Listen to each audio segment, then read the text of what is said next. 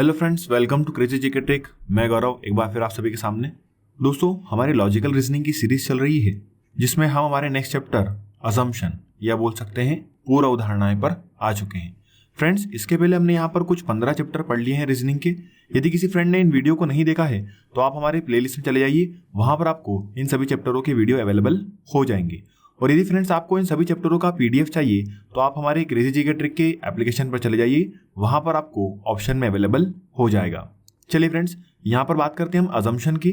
जैसे हमने दोस्तों इसके पहले यहाँ पर कोर्स ऑफ एक्शन पढ़ा था, मतलब कथन और कार्यवाही, उसी प्रकार से दोस्तों यहाँ पर अजम्पशन हम पढ़ने जा रहे हैं, जिसे हिंदी में कथन और पूर्व अवधारणाएं भी कहा जाता है। देखिए फ्रेंड्स, इसके क्वेश्चन जो है वो 1 से 2 नंबर के क्वेश्चन एग्जाम में पूछे जाते हैं। चलिए आइए इस पर ब्रीफली चर्चा करते हैं। देखिए फ्रेंड्स, जैसा कि अभी हमने देखा, अजम्पशन या जिसे हिंदी में कथन और पूर्व अवधारणाएं भी कहा जाता है। देखिए फ्रेंड्स, कथन क्या होते हैं? किसी भी विषय से संबंधित दी गई जानकारी को कथन कहते हैं, तथा अप्रत्यक्ष रूप से परिकल्पित अवधारणा जो किसी कथन में सन्निहित तथ्य को दर्शाती है उसे ही परिकल्पना या बोल सकते हैं पूर्व अवधारणा कहते हैं। अर्थात कथन में दी गई जानकारी के आधार पर किसी विषय या बात का अनुमान लगाना या बिना किसी प्रमाण के मान लेना ही पूर्व अवधारणाएं कहलाती है।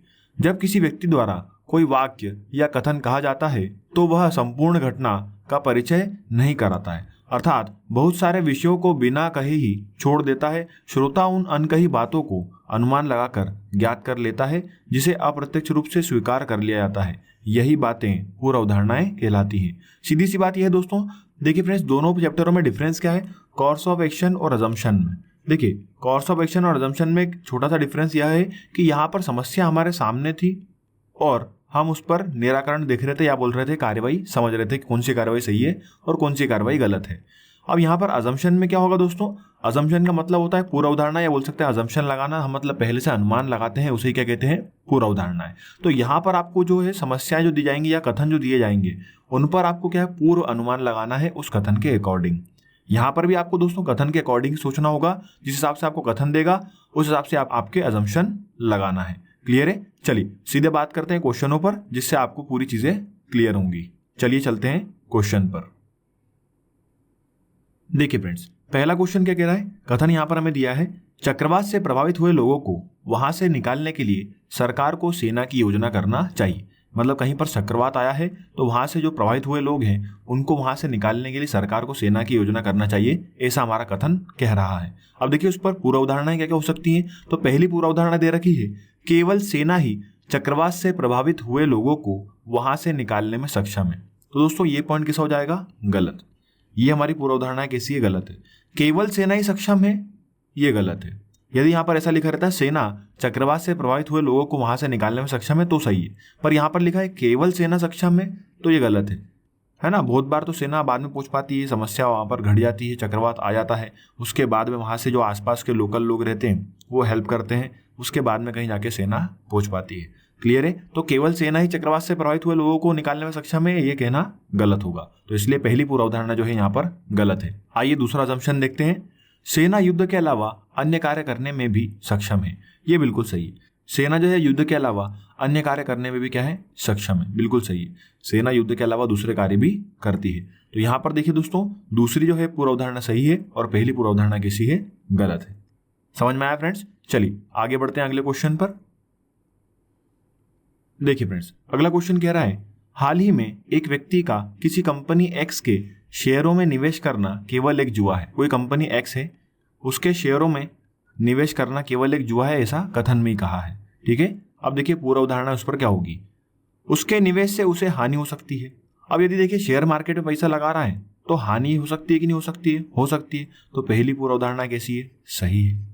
दूसरी देखते हैं, उसके निवेश से उसे कुछ संभवतः लाभ हो सकता है। यदि पैसा लगा रहा है शेयर मार्केट में तो लाभ भी हो सकता है। तो दोनों कैसी हैं? सही। परंतु यहां पर आप ध्यान दीजिएगा दोस्तों, आपको जो ऑप्शन आएंगे कि कौन सी पूर्व अवधारणा सही है, पहली सही है दूसरी सही है, या पहली गलत है दूसरी गलत है, या फिर दोनों सही है या दोनों गलत है, या फिर आइदर और। तो फ्रेंड्स यहाँ पर इस केस में आएगा आइदर और। देखिए शेयर मार्केट की बात चल रही है और देखिए यहाँ पर सवाल में क्या बोला है? शेयरों में निवेश करना केवल क्या है? जुआ। और जुए में दोनों चीज होती है, हार भी होती है और जीत भी होती है। मतलब लाभ भी होता है और हानि भी होती है। क्लियर है? तो या तो उसको लाभ होगा या हानि होगी। देखिए मार्केट में मान लीजिए उसने 10,000 रुपये लगाए, ठीक है, अब उस 10,000 में से मान लीजिए यदि 12,000 उसके पास आए तो क्या हो गया दोस्तों, लाभ हो गया, मतलब प्रॉफिट हो गया। और यदि उस 10,000 में से 8,000 आए मतलब क्या हो गया, लॉस हो गया। क्लियर है। तो लाभ और हानि दोनों होते हैं, परंतु यहाँ पर क्या लगेगा, आइदर और, या तो लाभ होगा या फिर क्या होगी, हानि, या तो पैसे बढ़कर मिलेंगे या फिर पैसे कम होकर मिलेंगे। क्लियर है। तो यहाँ पर इस क्वेश्चन में क्या आएगा दोस्तों, आंसर हमारा आइदर और, या तो पहली पूर्व अवधारणा सही है या फिर दूसरी पूर्व अवधारणा सही है। क्लियर है फ्रेंड्स सभी को। चलिए आगे बढ़ते हैं अगले क्वेश्चन पर। नेक्स्ट क्वेश्चन है फ्रेंड्स, कथन आपके जवानी आह्वान के प्रतिक्रिया स्वरूप यदि आप अनुमानित धन एकत्रित नहीं कर पाते हैं तो स्थानीय समाचार पत्र में अपने व्यापार का विज्ञापन प्रकाशित कीजिए। जवानी आह्वान मतलब क्या था दोस्तों, माउथ पब्लिसिटी। यदि आप माउथ पब्लिसिटी के थ्रू जितना आपको अमाउंट चाहिए, जितना आपको पैसा चाहिए, यदि वो इकट्ठा नहीं कर पा रहे हैं तो आप क्या करिए, फिर यहाँ पर कथन में क्या बोला है, स्थानीय समाचार पत्र में आपके व्यापार का विज्ञापन प्रकाशित कीजिए। जैसा कि हमने देखा है हमारे लोकल न्यूज़पेपर में क्या होता है, आसपास की जितनी भी शॉप्स होती हैं, बिजनेस होते हैं, वो लोग क्या करते हैं, अपने एडवर्टाइजमेंट देते रहते हैं। ठीक है, ताकि लोगों को वो चीज़ मालूम पड़े और उनके बिजनेस में उस चीज़ का अच्छा इंपैक्ट पड़े। क्लियर है। तो यहाँ पर देखिए कथन समझ में आ गया। अब आइए इस पर पूर्व उदाहरणाएं पढ़ते हैं। क्या क्या यहाँ पर पूर्व उदाहरण या बोल सकते हैं अजम्पशन लगा सकते हैं। सामान्यतः समाचार पत्रों में विज्ञापन पढ़ने में कोई भी उत्सुक नहीं होता। तो फ्रेंड्स देखिए ये वाली पूर्व उदाहरणा तो क्या है, गलत है। सामान्यतः समाचार पत्रों में विज्ञापन पढ़ने में कोई भी उत्सुक नहीं होता, तो ये तो गलत है। कोई भी उत्सुक नहीं होता ऐसा नहीं बोल सकते। यदि कुछ लोग बोलता तो सही रहता कि कुछ लोग उत्सुक नहीं होते, परंतु यहाँ पर बोला है कोई भी उत्सुक नहीं है, तो कैसा हो गया, डायरेक्ट ये गलत हो गया। क्लियर है। चलिए दूसरा देखिए, सामान्यतः लोग कभी कभार ही बोली हुई बात पर विश्वास करते हैं। ये बिल्कुल सही है। यदि माउथ पब्लिसिटी के थ्रू आपकी बिजनेस नहीं बढ़ पा रही है तो उसका सीधा सीधा सा एक मतलब ये भी है कि लोग बाग कभी कभी क्या होता है, बोली हुई बात पर विश्वास नहीं करते हैं। क्लियर है। तो सामान्यतः लोग कभी कभार बोली हुई बात पर विश्वास नहीं करते हैं। ये वाली हमारी पूर्व उदाहरणा कैसी है, बिल्कुल सही है। तो यहाँ पर फ्रेंड्स इस क्वेश्चन में जो हमारा सेकंड अजम्पशन है वो कैसा है, बिल्कुल सही, अकॉर्डिंग टू हमारे कथन या बोल सकते हैं स्टेटमेंट के अकॉर्डिंग। क्लियर है। चलिए आगे बढ़ते हैं अगले क्वेश्चन पर।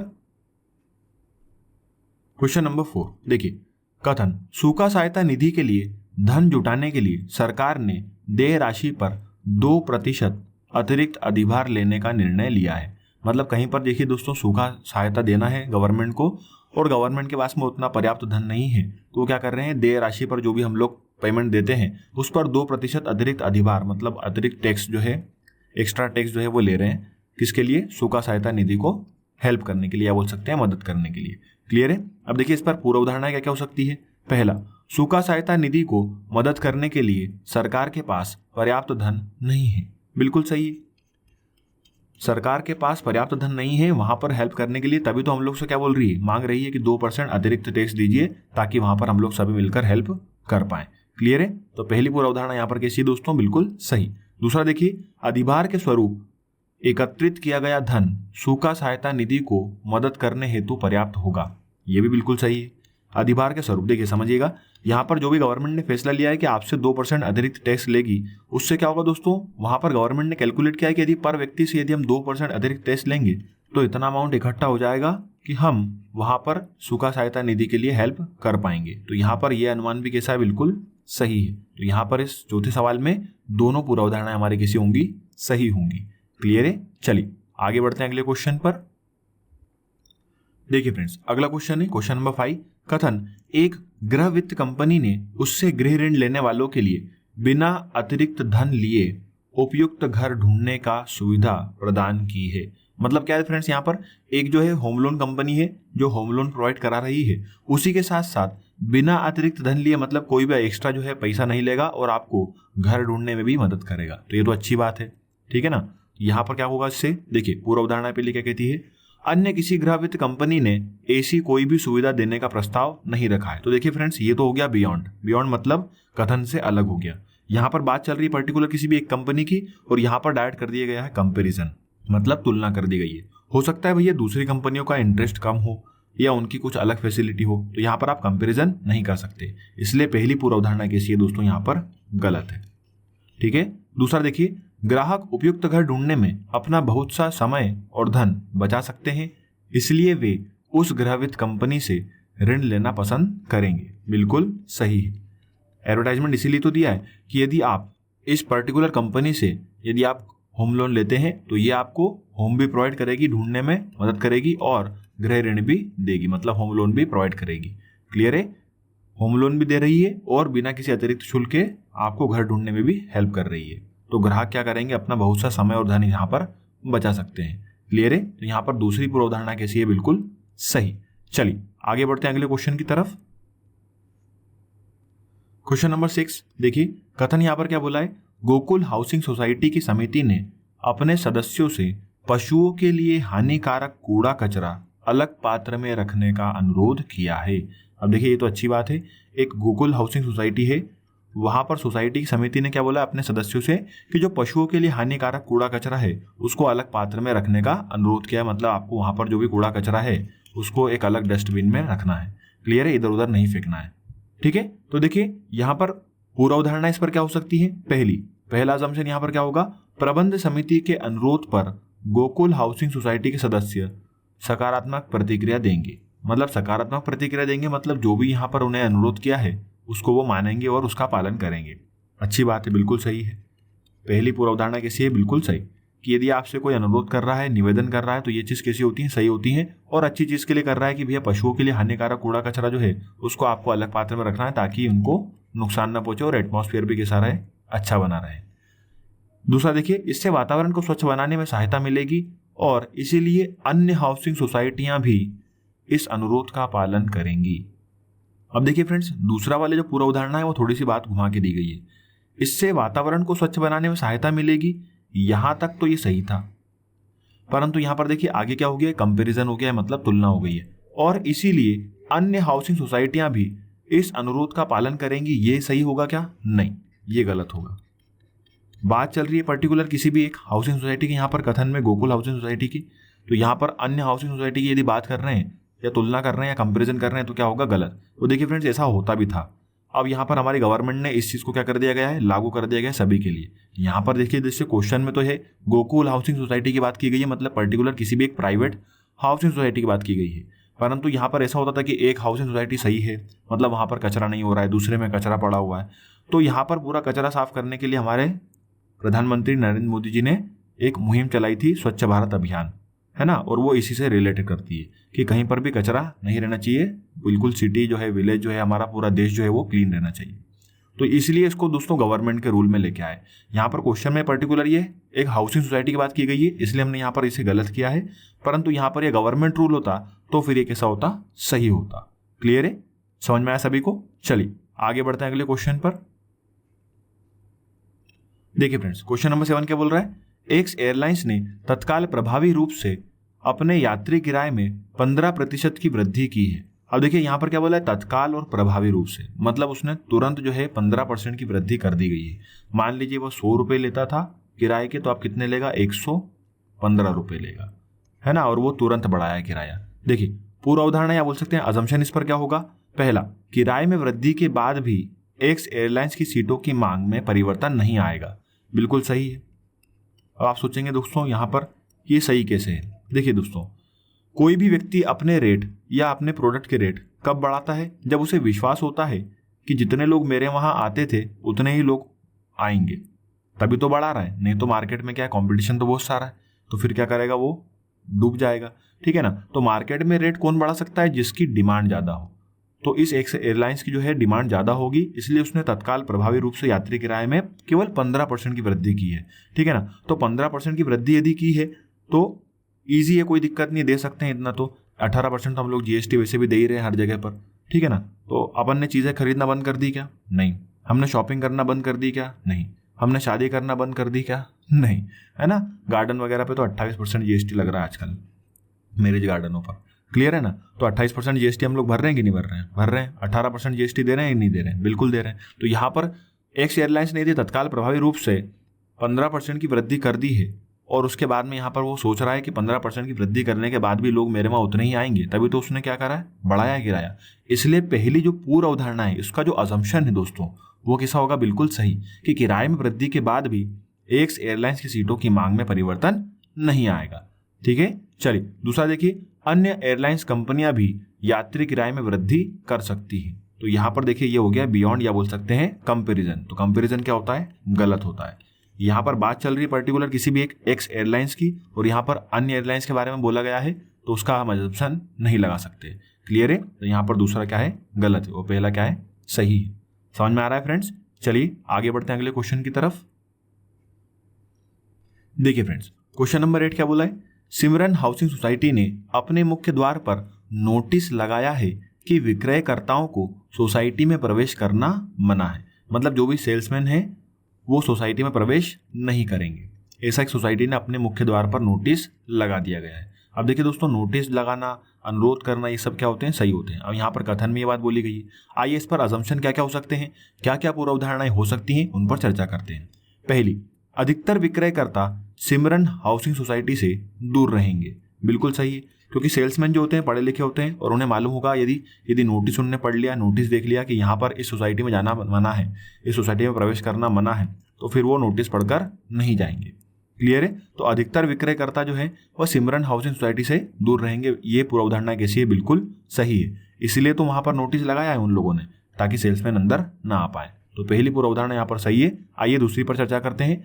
द्वार पर तैनात सुरक्षा गार्ड विक्रयकर्ताओं को सोसाइटी में प्रवेश करने से प्रभावी रूप से रोक पाएगा। मतलब अच्छे से रोक पाएगा। मान लीजिए कोई सेल्समैन वहां पर कुछ मगजमारी करता है या फिर जानबूझकर उससे बहस करता है कि भैया जान दो अंदर, कुछ सेल्स कर ले दो, तो वो जो भी गार्ड वहां पर खड़ा रहेगा मेन गेट पर, वो पहले ही नोटिस को दिखा देगा, भैया हमारे यहाँ पर नोटिस लगा है कि किसी भी सेल्समैन को अंदर नहीं आने देना है, तो मैं इसलिए आपको अंदर नहीं जाने दे सकता। तो यहाँ पर दूसरी पूर्व अवधारणा भी कैसी है, बिल्कुल सही है। क्लियर है? चलिए आगे बढ़ते हैं अगले क्वेश्चन पर। देखिए फ्रेंड्स, क्वेश्चन नंबर 9, कथन हमारा बैंक आपकी सभी बैंकिंग जरूरतों को एक ही जगह पर उपलब्ध कराता है, एक बैंक का विज्ञापन है। एक बैंक ने एडवर्टाइजमेंट दिया है क्या, कि जो हमारा बैंक है वह सभी बैंकिंग जरूरतों को एक ही जगह पर उपलब्ध कराएगा। मतलब आपके जितने भी बैंकिंग रिलेटेड वर्क है वो सभी एक जगह पर हो जाएंगे। तो ये तो बहुत अच्छी बात है कि कहीं पर जाना नहीं पड़ेगा, इधर जाओ उधर जाओ, है ना। बहुत सारे बैंकों में परेशान करते हैं। तो इसीलिए क्या है, यहाँ पर एक बैंक ने एडवर्टाइजमेंट दिया है, विज्ञापन दिया है कि हमारा बैंक जो है आपकी सभी बैंकिंग जरूरतों को एक ही जगह पर उपलब्ध कराएगा या कराता है।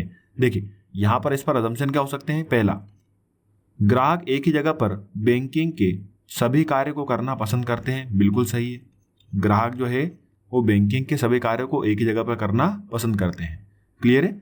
और दूसरा देखिए, लोग विज्ञापन से आकर्षित होकर इस बैंक से जुड़ना पसंद करेंगे। ये भी बिल्कुल कैसा है, सही।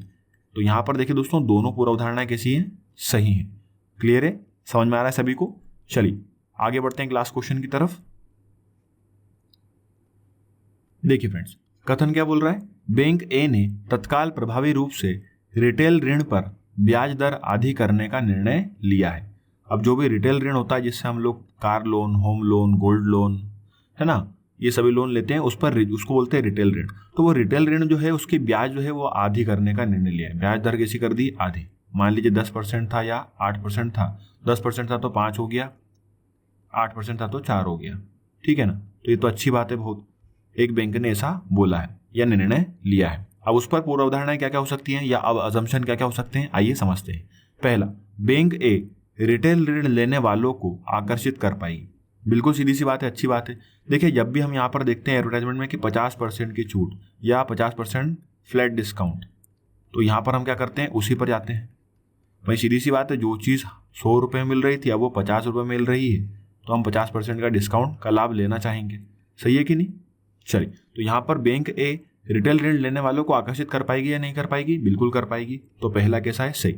ये किन लोगों के लिए, जो रिटेल ऋण लेना चाहते हैं उन लोग के लिए। चलिए दूसरा देखिए, प्रतिस्पर्धा में बने रहने के लिए अन्य बैंक भी रिटेल ऋण पर ब्याज दर आधी कर सकते हैं।